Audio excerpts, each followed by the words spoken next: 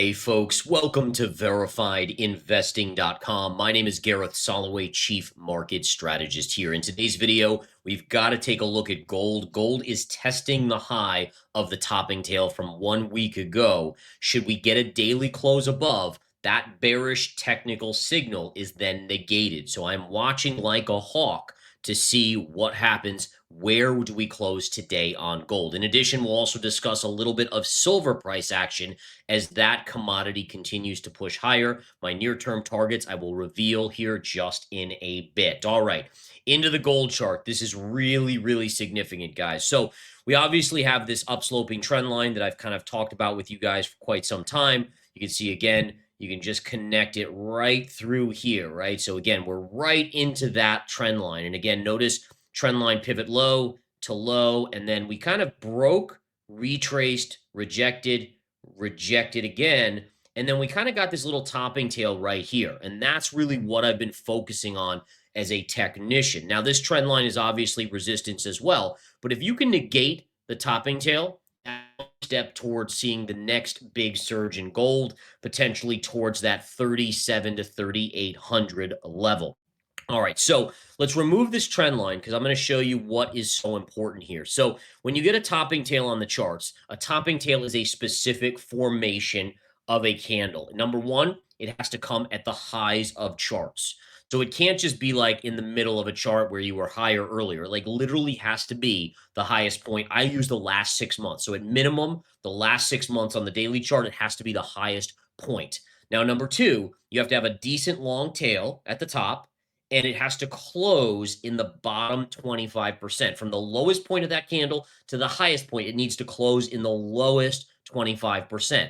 If you get all of that, you now have what's called a reversal candle or a bearish reversal topping tail candle. All right. And again, as the name says, topping tail, it signals potential downside. Now, to negate a topping tail, any daily close above that tail high, the highest point of the candle, would negate that. Okay, so these are the things that we want to follow. So going back here, we have a nice long tail. It closed right almost at the exact low, definitely in the lower 25%. And at least for the subsequent days, it held up. But today, it's borderline. And what do I mean by that? Well, if we look at this and we zoom in on this chart, we put a line exactly at the highs of that topping tail. We can see we are just above the topping tail high. So this is really important, guys.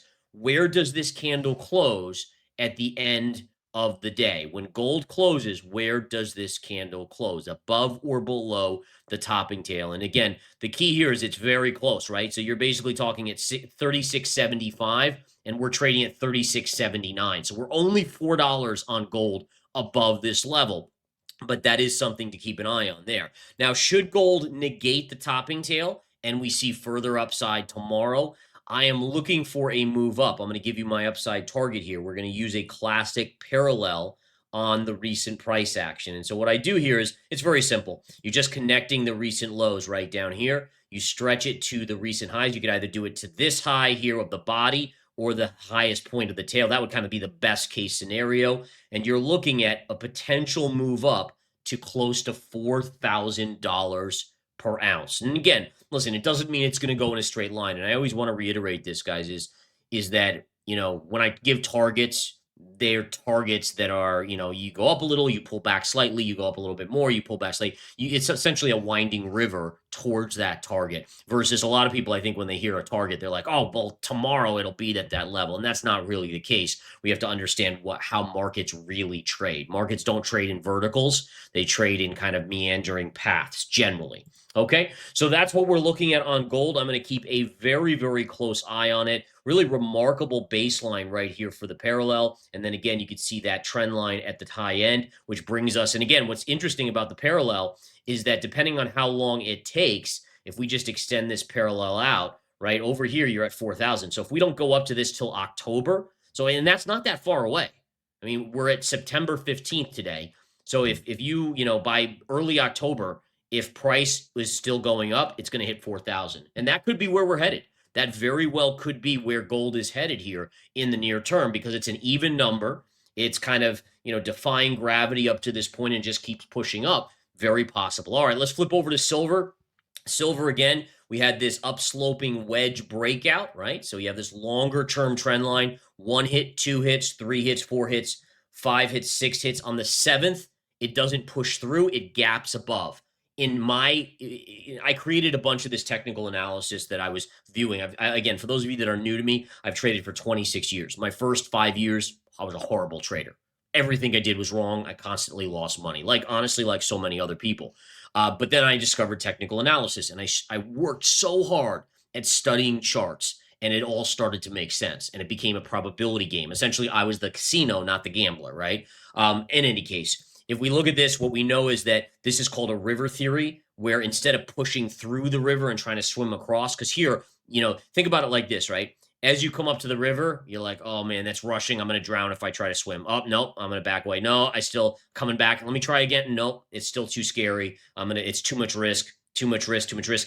Oh, wait, there's a bridge. Hop over the bridge. Now I can continue on my merry way, right? That's the idea of a river theory, which is what I've come up with. And again, I've used that for a long, long period of time.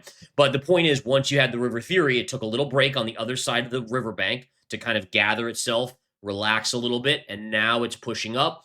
And I'm going to show you where my target is here. If we zoom out on this, guys, we have to go back quite a ways, but your target on silver is up at this 44 level right up here. See this secondary pivot going back to 2011 in August versus this 2011 high in April. So this is your first little area of resistance. And again, it's anywhere between, really, I would say between 43.75 and 44 and a quarter, about a 50-cent range right there. That's going to be first resistance.